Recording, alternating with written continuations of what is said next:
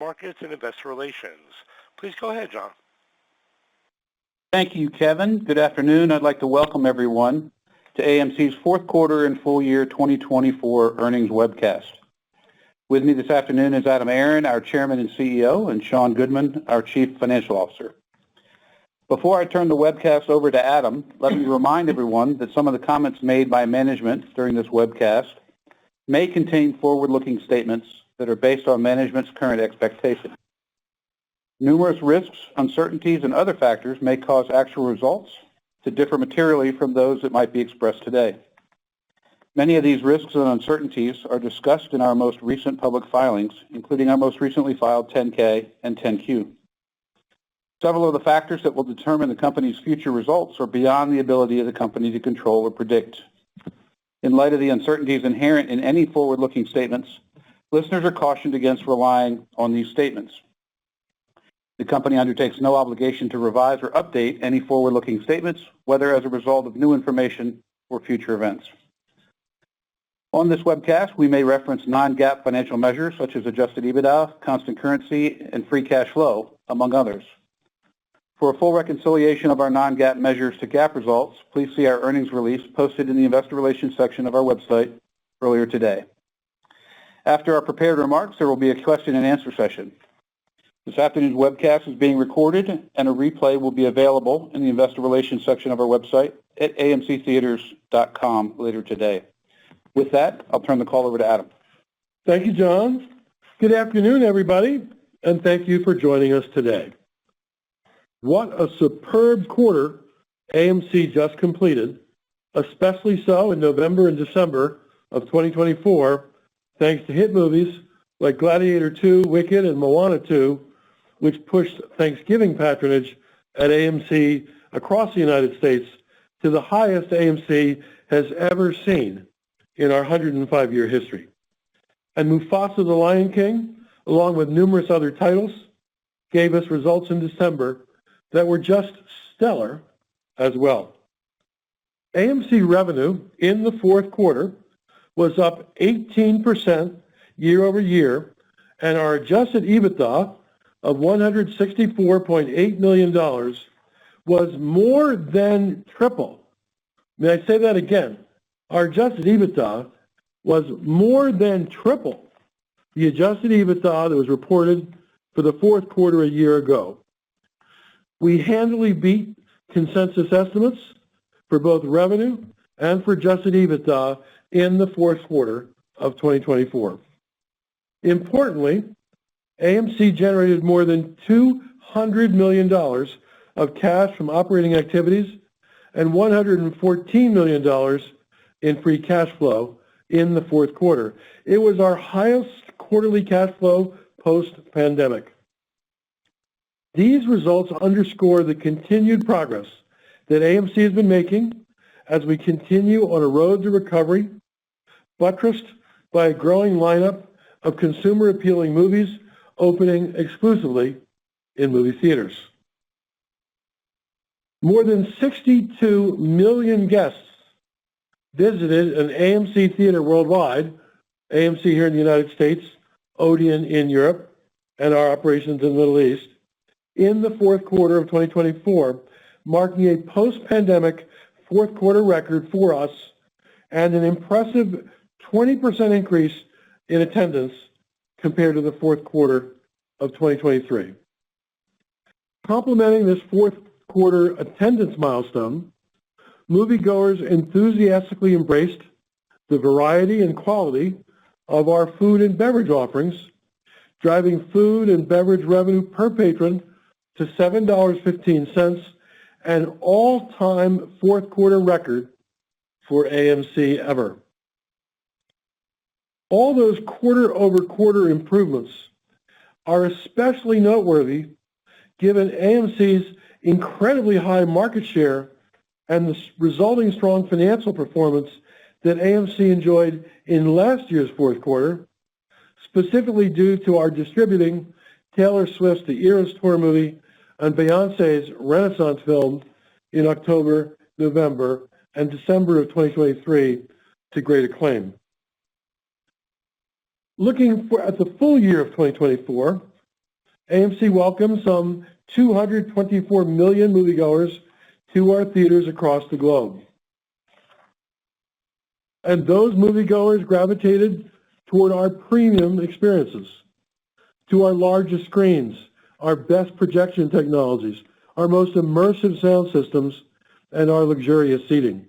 Accordingly, we are pleased to report to you that for full year 2024, AMC achieved all-time per-patron result records on several key metrics: an all-time record for admissions revenue per patron, an all-time record for food and beverage revenue per patron, and an all-time record for total revenue per patron. Another crucial accomplishment during 2024 was AMC's continued successful strengthening of our balance sheet. Sean will provide more details in just a few minutes, but suffice it to say that our balance sheet is meaningfully stronger today as a result of the significant actions that AMC took during the year to reduce our debt, to lengthen our debt maturities, and to bolster our cash reserves. 2024 was truly a year of two halves. The first half was heavily impacted by Hollywood's long strikes of 2023, followed by a resurgent second half driven by an increase in new releases and an overall stronger film slate. The domestic industry box office, which is kind of the basic measure of the size of our industry, which was only $3.6 billion for the first 6 months of 2024, soared to $5.1 billion in the second 6 months of 2024. Much, much stronger than the first half by orders of magnitude.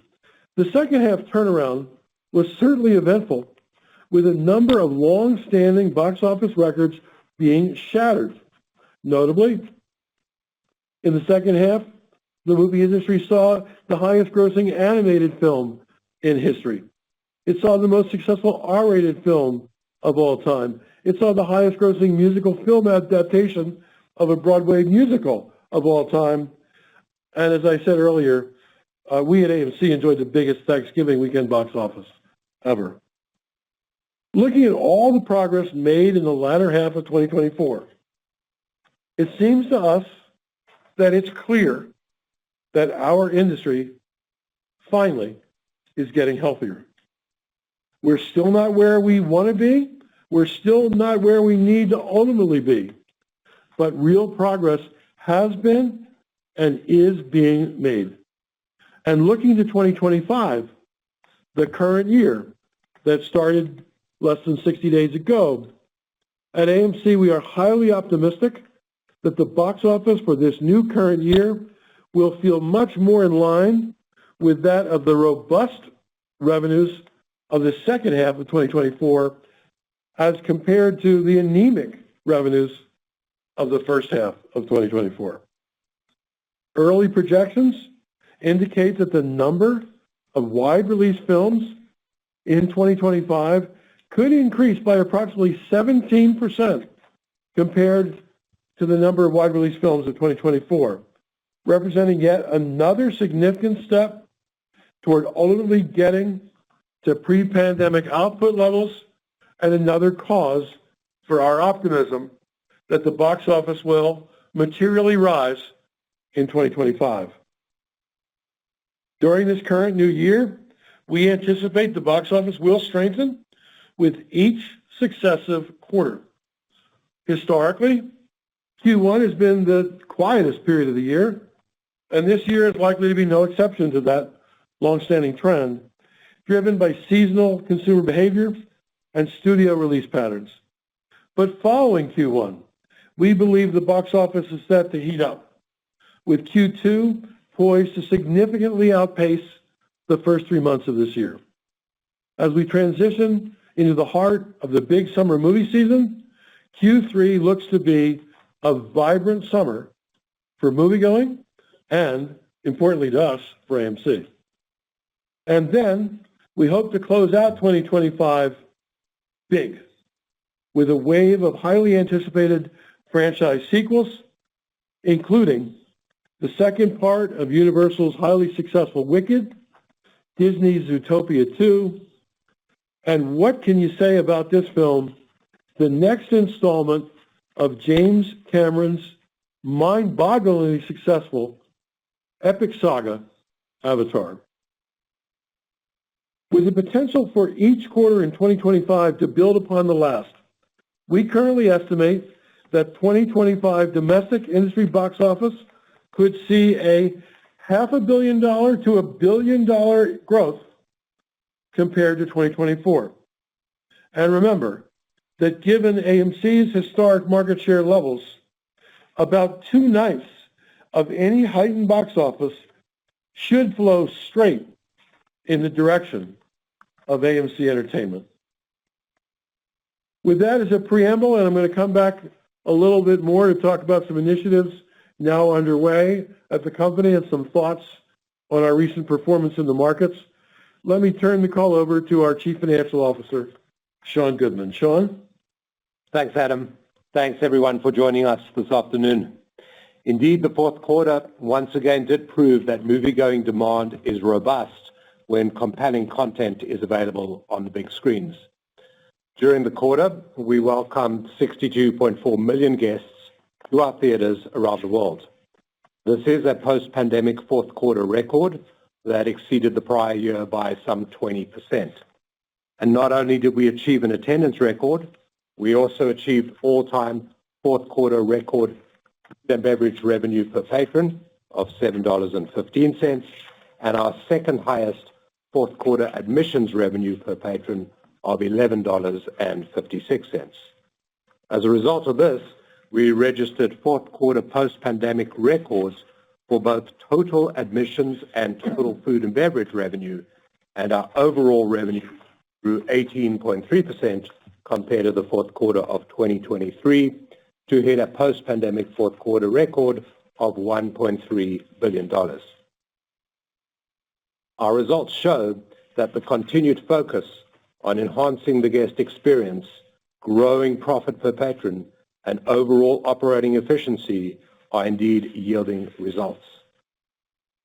Our revenue per patron is now approximately 34% higher than it was in pre-pandemic 2019. This is driven primarily by growth in food and beverage revenue per patron of 51%.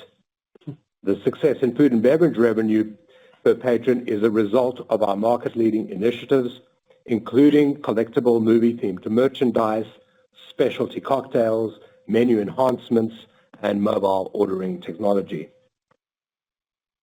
When comparing our results to the fourth quarter of 2023, it's important to note that comparisons may not really provide the full picture. This is because you may recall that in the fourth quarter of 2023, AMC distributed the highly successful concert movies Taylor Swift, The Eras Tour, and Renaissance, a film by Beyoncé.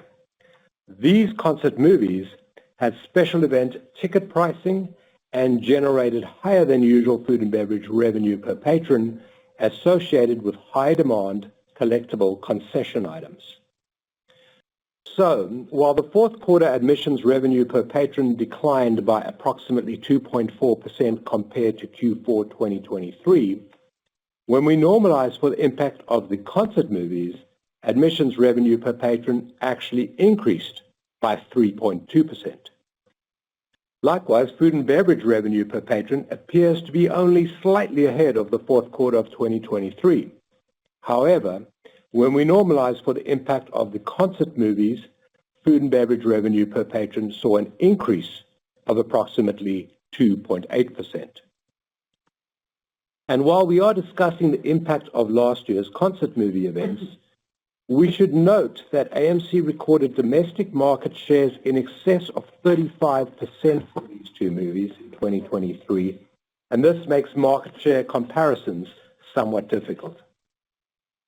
Now, when you couple our fourth quarter 2024 revenue records with our focus on efficiently delivering the best possible guest experience, adjusted EBITDA increases from $47.9 million in the fourth quarter of 2023 to $164.8 million this year. That's an increase of more than 240%. And these results were achieved in both the domestic business, where adjusted EBITDA more than tripled to $123 million, and the international business, where adjusted EBITDA increased more than fourfold to $41.8 million. These results are a clear indication of the operating leverage inherent in our business. Revenue increased by 18.3%. This led to an adjusted EBITDA increase of 244%. This operating leverage is another reason to be optimistic about AMC's future as our industry continues along a recovery trajectory. Okay, let's now move to a discussion about cash flow and the balance sheet. A highlight of this quarter is cash flow. We generated $203.6 million of cash from operating activities and $113.9 million in free cash flow. These are our very best cash flow numbers since the fourth quarter of 2019. And we ended the quarter with cash and cash equivalents of $632.3 million. It is worth noting that historically we generate cash from working capital during the second and fourth quarters, and we tend to use cash from working capital during the first and third quarters. This pattern will of course depend on the timing of film releases and the pattern of audience attendance during holiday periods.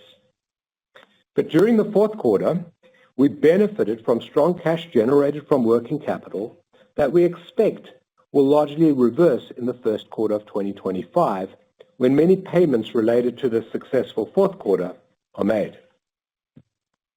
Talking about cash flow, CapEx net of landlord contributions was $83.9 million in the fourth quarter, and this brings the total net CapEx spend to $213.7 million for the full year 2024.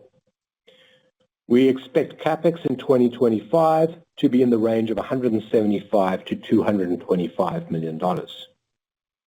From a theater footprint perspective, during the fourth quarter, we added another one new high-performing theater, and we permanently closed 3 underperforming locations. So this brings the total number of locations permanently closed since the pandemic began to 192, and the total new locations opened to 62. So this represents a net reduction of 130 locations, or approximately 13% of our locations at December 31, 2019. And we continue to see that the 62 new locations very significantly outperform the 192 closed locations. Going forward, as we review and rationalize the theater portfolio at every opportunity, we'll continue to invest in our circuit to enhance the guest experience. Note that the deferred rent balance at the end of 2024 was approximately $37.6 million, and we plan to reduce this balance by another approximately $8 million during 2025. From a capital markets perspective, we were once again active during Q4, continuing to strengthen our balance sheet to position the company for sustainable long-term success. During the course of 2024, we have reduced the principal balance of our debt and finance leases by $375.9 million. We have extended the maturity of approximately $2.4 billion of debt that was due in 2026 to 2029 and beyond. We've raised approximately $262 million of gross proceeds from the sale of our Class A common stock. And in addition, last month, January, we received $171.7 million as initial cash proceeds associated with the establishment of forward positions for 30 million shares of our common stock, plus at-the-market offerings of 17.1 million shares.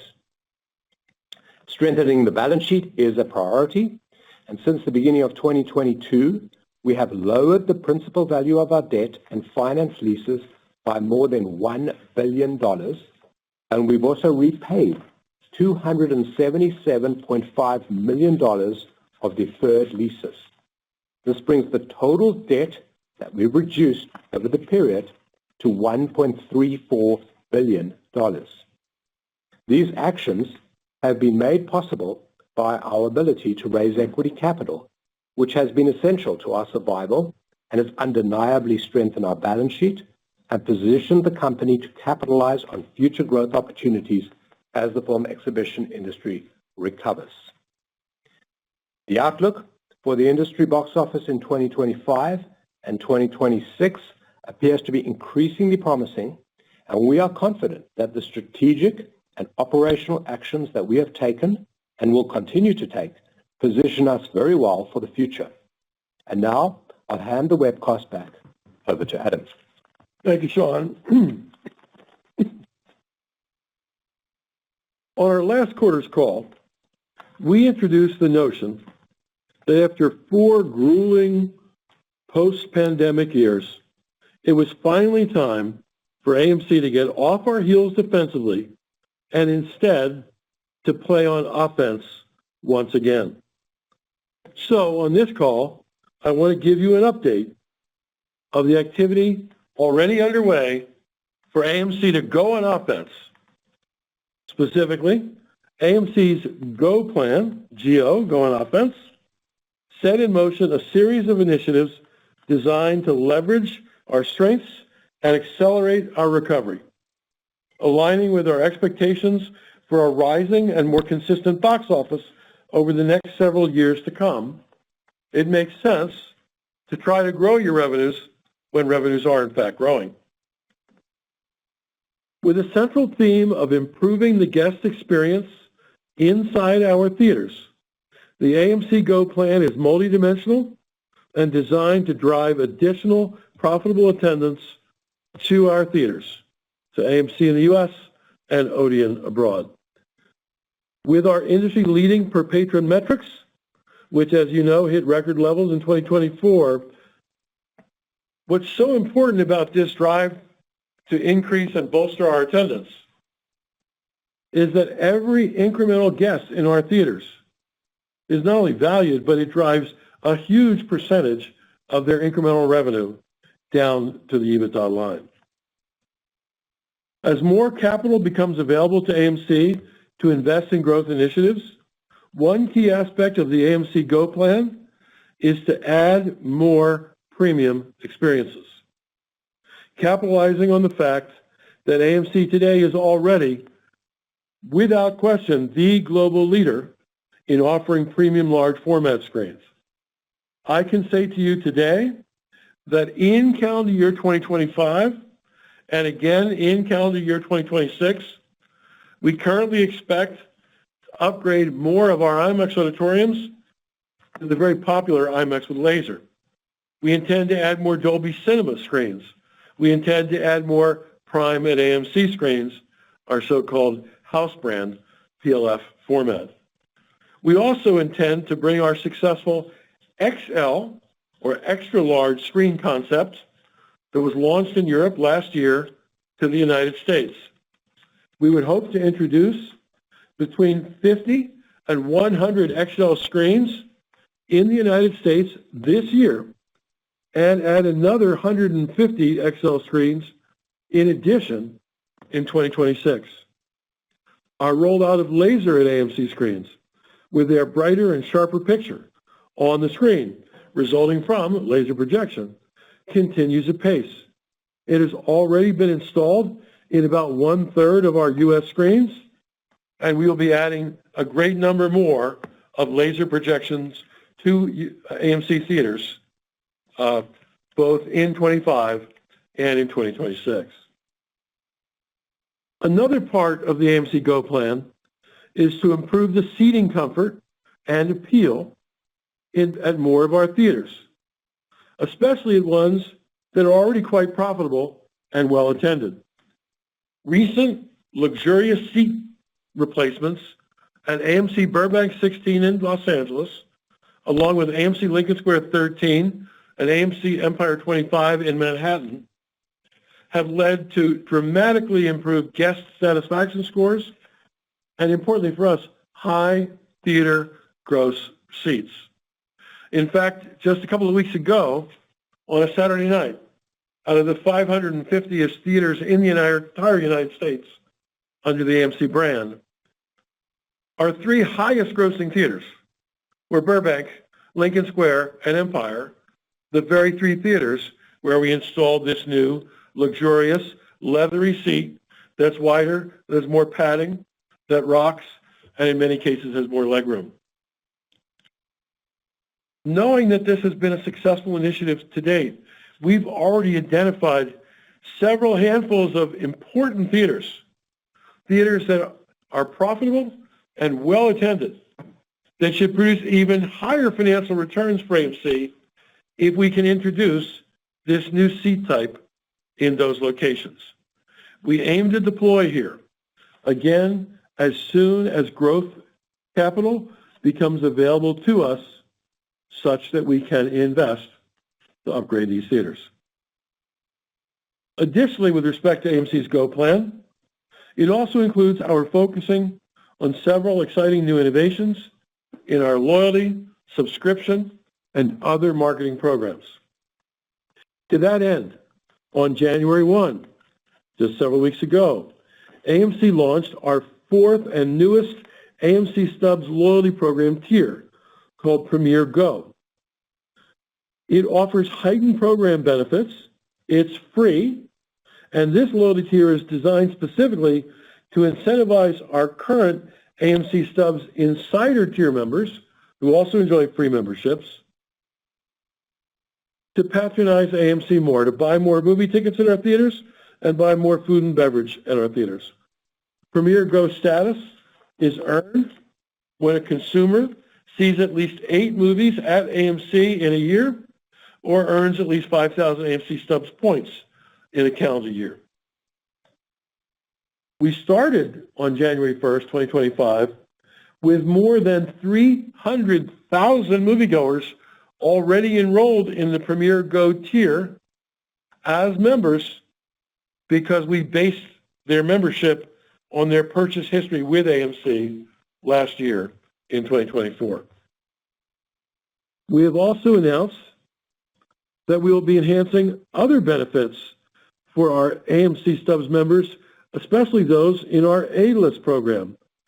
In this case, we intend to give more value to our most avid moviegoers who average somewhere between 24 and 32 visits per year at AMC theaters in the United States. How are we improving A-List? First, we have increased the weekly movie limit for A-List members. They can now watch up to 4 movies per week, up from the current 3, when the new A-List innovations take effect on May 7th. Second, to encourage more family moviegoing, we will be lowering the minimum age to sign up for A-List from the current 16 to 13. Why did we pick 16 previously? Because to prevent fraud, we needed a state-issued ID, which takes us to the third improvement to A-List. To make A-List membership verification easier and faster at our theaters, A-Listers beginning May 7 will be able to upload their own photos to their AMC Stubs profile and use this in-app photo of themselves, the members, in lieu of having to show a state-issued ID. That's true with children as well as adults, so we can lower the age to 13, and we think more parents are going to cause more of their children to sign up in the program. In addition, on A-List, we have already announced that in May, we will launch a wholly new AMC A-List Classic program, a subscription program that provides for the watching of 1 movie a week, not 4 movies a week or 3, but 1 movie a week, and not viewed at all of our theaters, only at our AMC Classic theaters.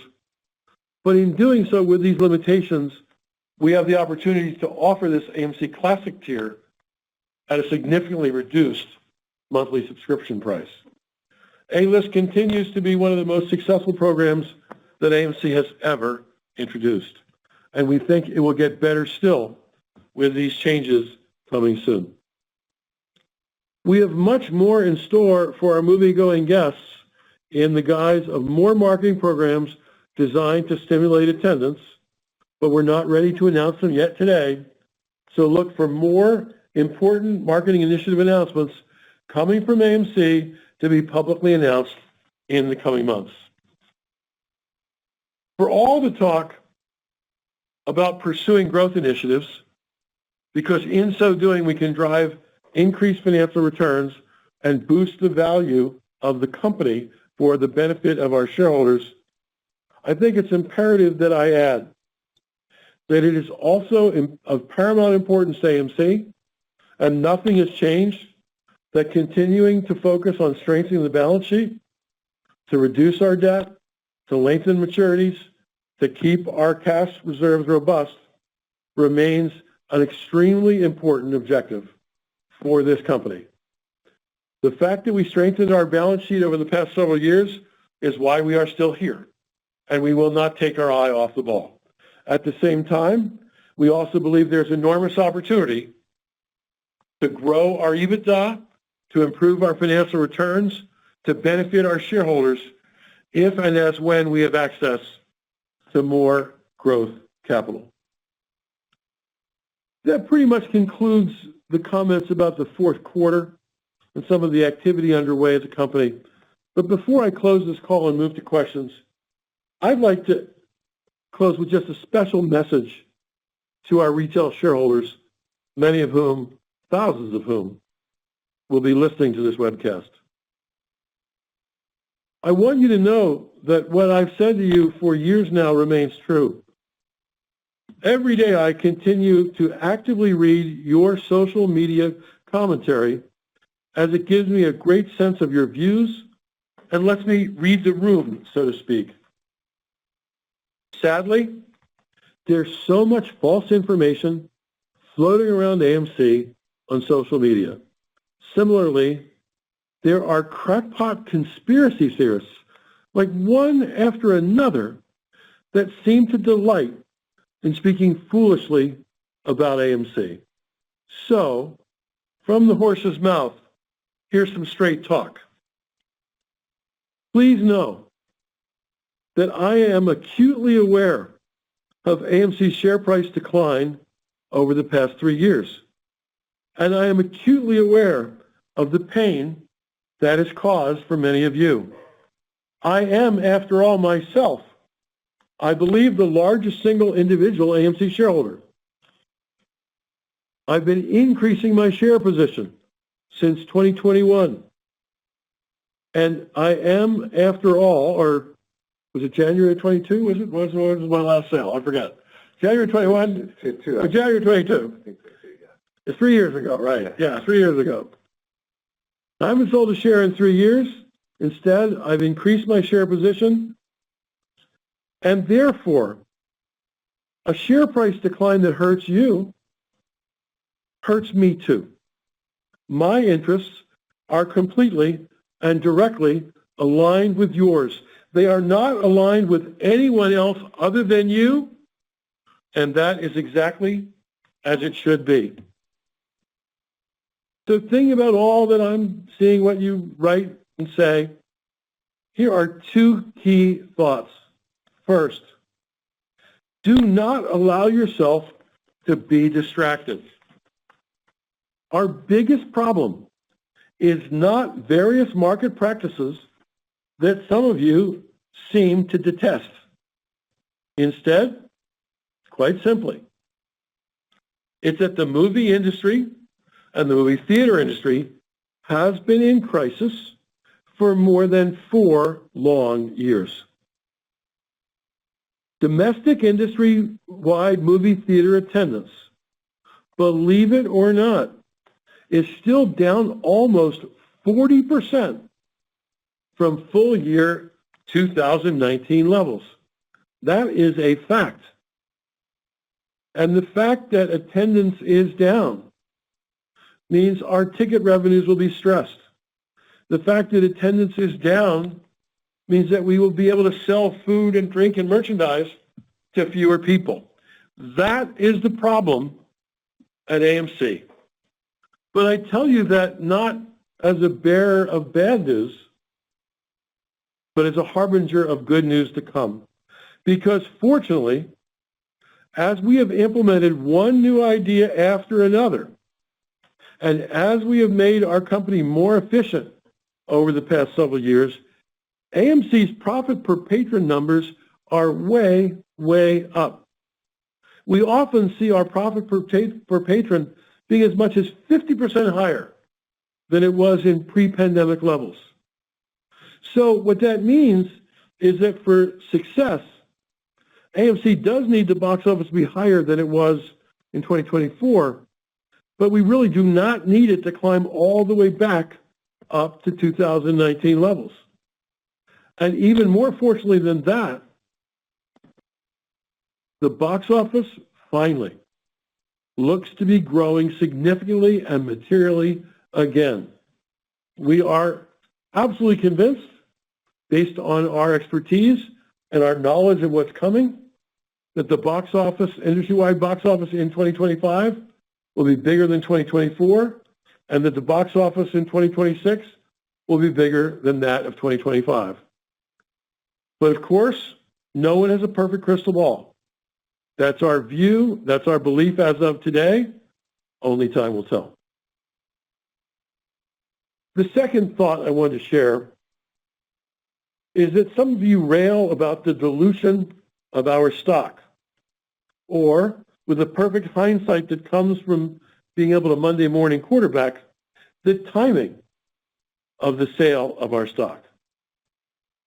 Please know that we have only raised capital if the company truly and absolutely needed that cash to be in the drawer.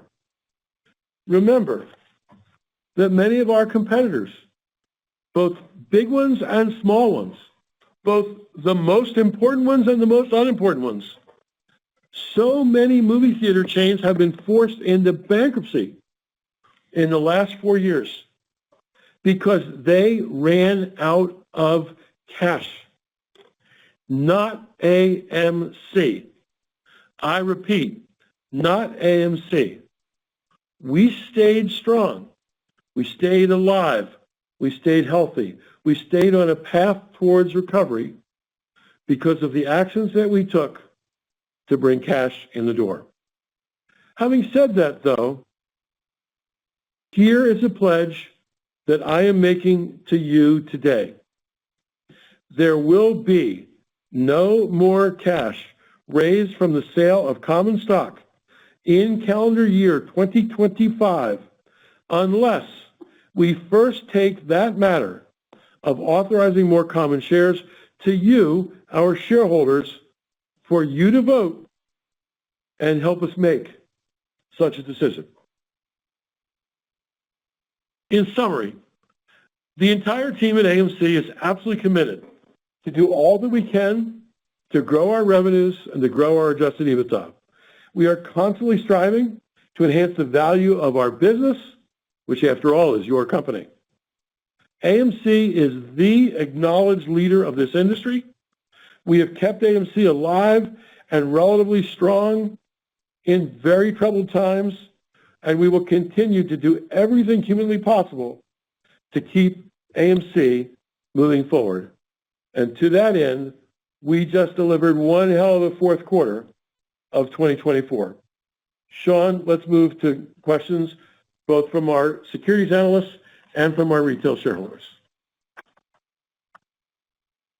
Thank you. We'll now be conducting a question and answer session. If you'd like to be placed into question queue, please press star one on your telephone keypad. One moment, please, while we poll for questions. It's star one to be placed into question queue. Our first question is coming from Chad Boynan from Macquarie. Your line is now live. On for Chad. Thanks for taking our question. So on the AMC Go plan, if the number of wide release films and the box office growth materializes as you expect, is that when CapEx will rise to the $375 million or so annual level implied by the high end of the CapEx range?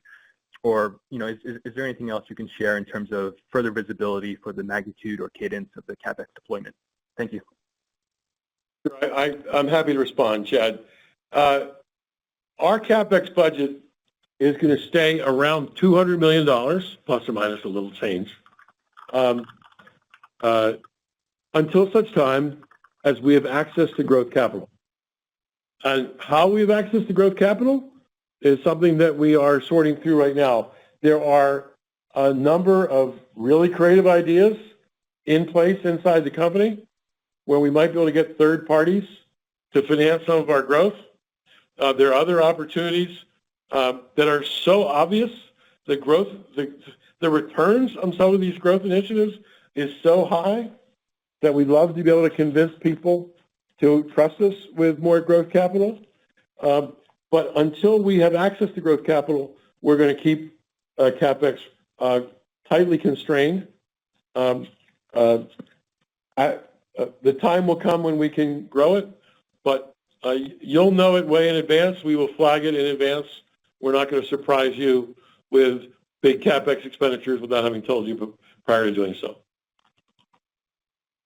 Understood. Appreciate that. As a quick follow-up, IMAX recently announced a deal for the movie Narnia to have an exclusive theatrical run, and I think this is a film that otherwise would have gone direct to streaming. So just curious to hear your thoughts and your views on the potential for more deals like this to come through and how you see the dynamic between streaming and theaters evolving from here. Thanks. So there are streamers and then there are streamers. There are some streamers who have actively embraced theatrical releases. Apple and Amazon come to mind. And we've had superb meetings and conversations with both Apple and Amazon. We're highly encouraged, for example, that Amazon, which is a combination of Amazon and the old MGM, announced just a week or two ago that they were staffing up and boosting their distribution personnel with significant numbers because they would like to dramatically increase the number of films that Amazon is releasing, doubling, even potentially tripling. We're not quite tripling, but more than doubling the potential releases coming out of the Amazon sphere. Similarly, Apple is so excited about the movie F1, which is coming out in June, which they're hopeful and we're hopeful is going to be a major blockbuster, gangbuster hit. It's directed by Joe Kosinski, the director of Top Gun Maverick. I believe it stars Brad Pitt. Apple is behind it completely, being distributed in the U.S. by Warner Brothers, is behind it completely. AMC is behind it completely. So the notion that some of these streaming services might actually embrace theatrical releases is something that's quite exciting to us.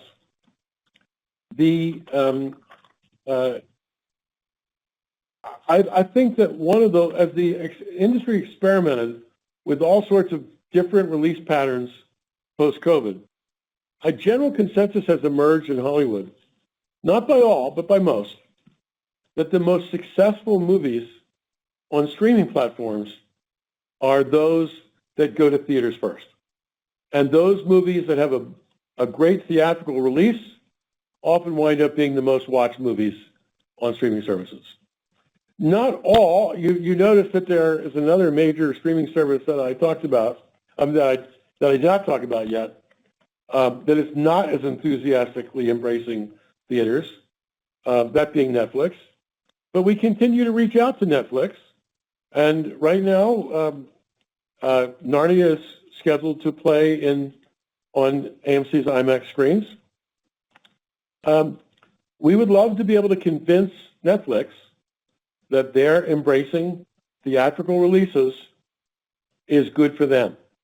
They did it with Glass Onion. They are doing it with Narnia. We'll see where this goes. Narnia is still 2 years away. But having said all that, I have always believed that the world of the consumer's appetite for entertainment and amusement is so voracious that it can support both a robust theatrical industry and a robust streaming industry side by side. That's perfect. Thanks, Adam, and congrats on a great quarter. Thank you. I'll turn the call over to management for retail investor questions at this time. Thank you. So the first question that we have is about our merchandise and movie-themed collectible items and how that is going, and if we can give the investors an update on that. Thank you, Sean. One of the things I said in my prepared remarks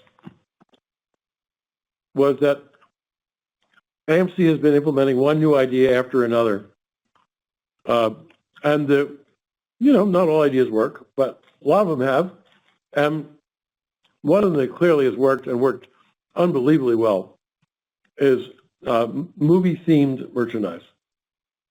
3 years ago, and it's working, by the way, not only in the United States, but also in Europe. 3 years ago, we didn't sell any movie-themed merchandise in our theaters. None. In calendar year 2024, we sold about $65 million of movie-themed merchandise from nothing 3 years earlier. And the profit margin on this movie-themed merchandise, not exactly, but it's in the neighborhood of 50%. These are good margins, as they were great margins if you were in Shark Tank. These are really good margins, and we're selling a lot of merchandise.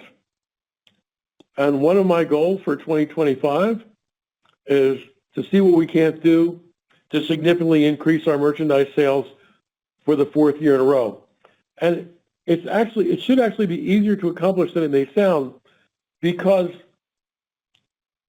number one, we've been increasing the number of movies that we do this movie-themed merchandise for. It started out that we were only doing a handful of these a year, and now seemingly every couple of weeks we have a new movie-themed product coming out.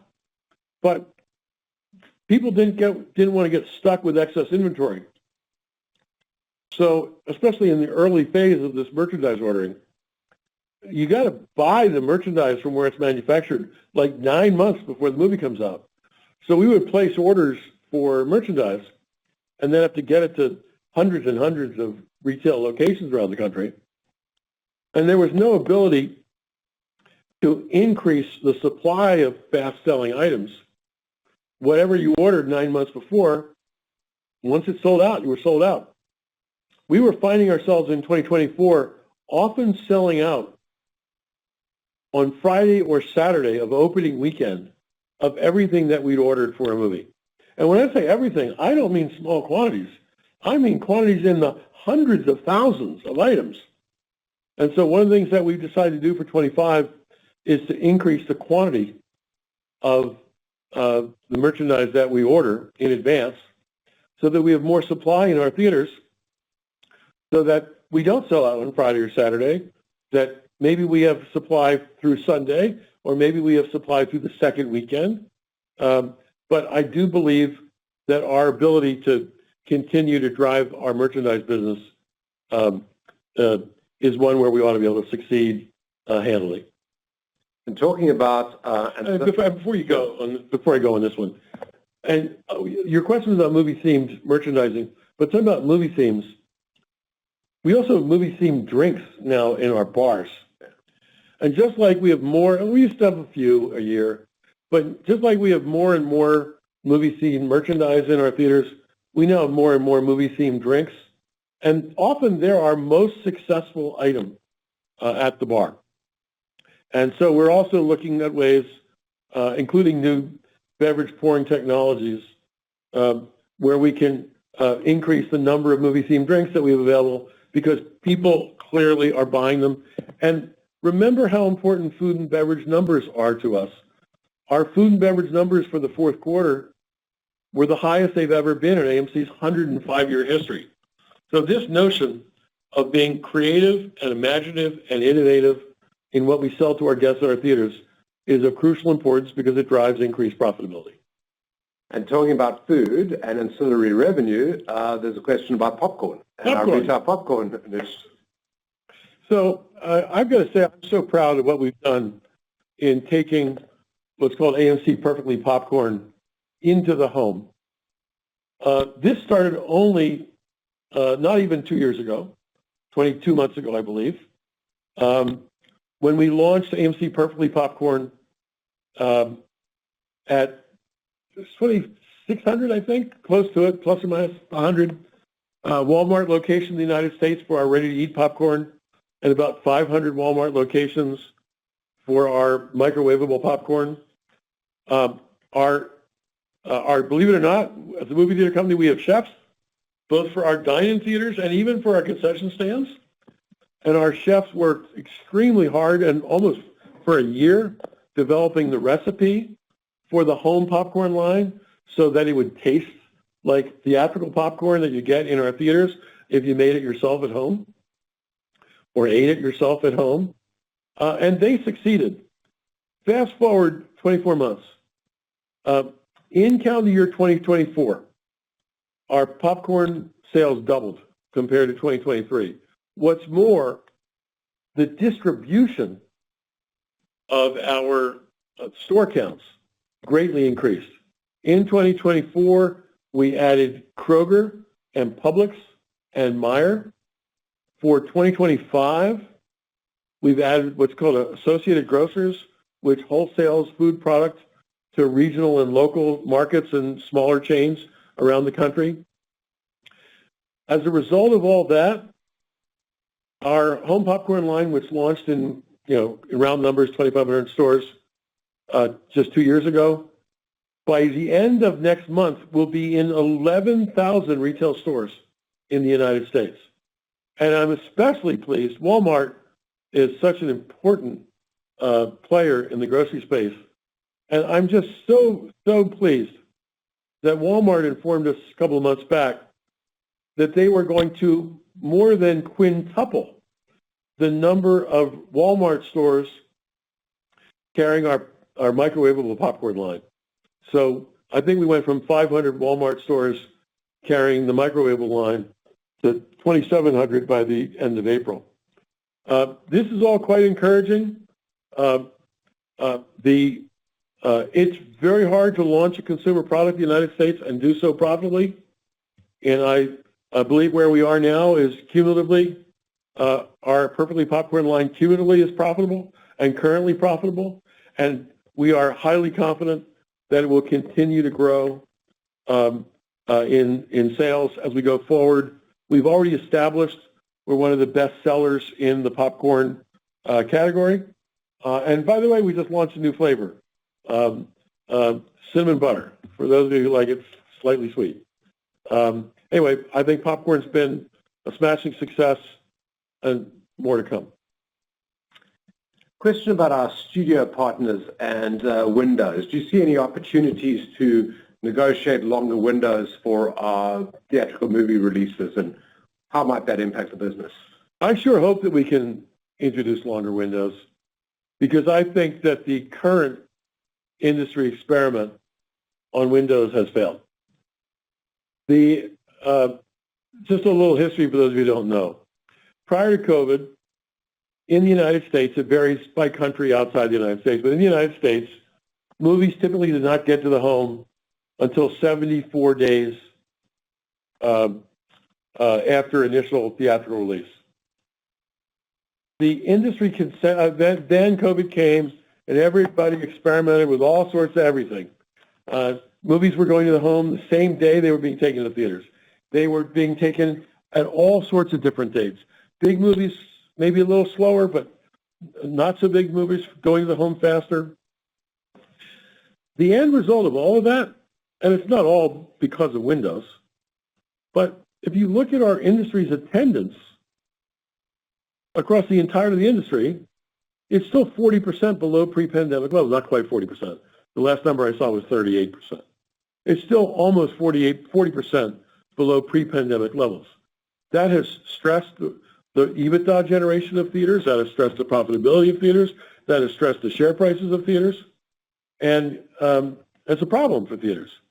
Now, I said windows was not the only problem. There were other issues, including that Hollywood was releasing fewer titles. That appears to be changing. Hollywood is releasing more titles. But as the industry experimented with a whole bunch of variety of options, what the industry coalesced around was that the old 74-day window would become a 45-day window.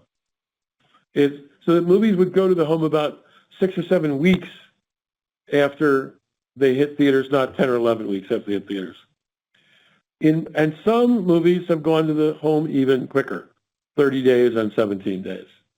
In our view, 17 days and 30 days are too short. And we would like to convince all the major studios that they should keep movies in theaters longer. And this is a conversation that is front and center live.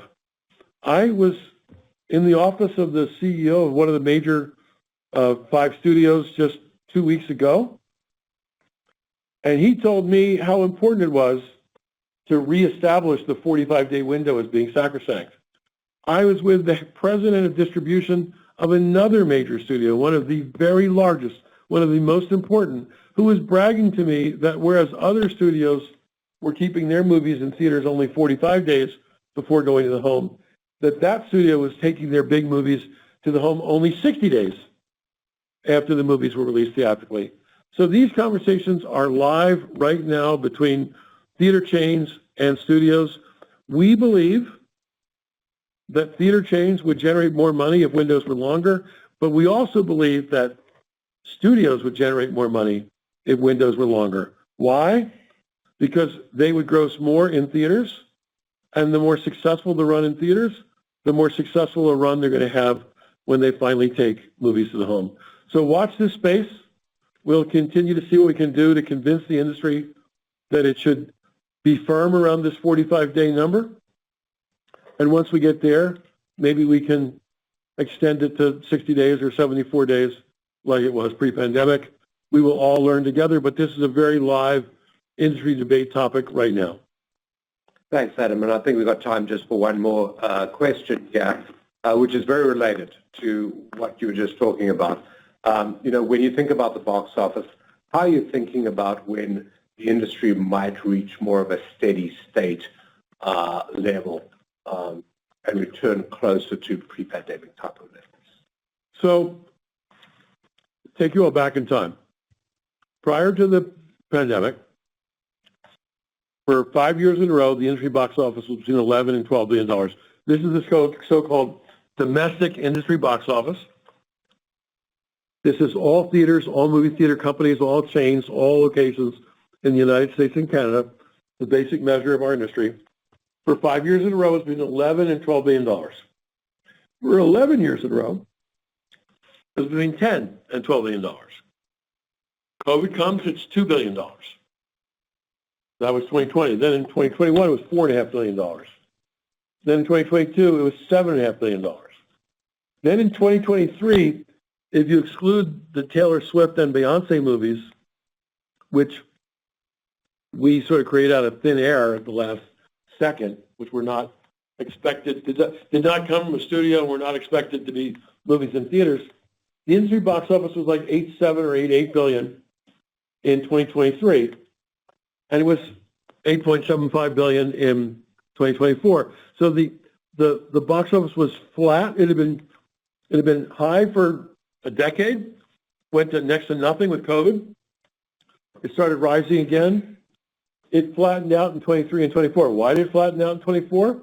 Because of 5 months of actors and writers strikes that crippled production of movies and decreased the number of film releases in the first 5 months of 2024. But that's the past. Let's look at the future. I said in my prepared remarks, we think the number of wide release films is going to increase in 25 over 2024. We have studiously looked at this movie theater slate of the titles that are coming out. And it's one blockbuster film after another blockbuster film after another blockbuster film after another blockbuster film. We really do believe, and as I said, nobody's crystal ball is perfect, but we really do believe that the box office will be, in 2025, will be somewhere between $500 million and $1 billion more in 2025 than it was in 24. And we looked at the movie slate in 2026, and it also was wonderful. So we think that the box office in 2026 is going to be bigger again than it was in 2025. So honestly, I hope that the movie theater industry box office does not peak and go to a, quote, steady state. What I'm seeing is that the industry box office is actually growing and growing significantly. It's growing. It's going to grow big in 25 over 24, we hope. Nothing is, it's only February. We'll all find out by the end of the year. But we're pretty sure that the box office will be a lot bigger in 25 than it is in 24, a lot bigger in 26 and 25. I would hope that it's bigger in 27 than it is still in 26. Success breeds success. The more movie-going there is, the more profitable movies are. The more profitable movies are, the more that studios will want to make more movies. The more movies that studios make, the bigger the box office becomes. So there you go. That's a circular loop on the road to recovery. And I think that's all the questions we have time for today. So everybody, thank you very much. We had a very good quarter. The year, 2024, was very good if you only look at the second 6 months of the year. But the second 6 months of the year looks to us to be a harbinger of what's coming in 25 and again in 2026. So I have one simple request. I don't know what you're doing this weekend, but why don't you go to a movie theater and go catch a movie? And when you do, we'd be happy to welcome you at AMC. Or if you're in Europe, Odeon. Or if you're in the Middle East, AMC Cinemas. Thank you, everybody, for listening. Thank you for joining us today.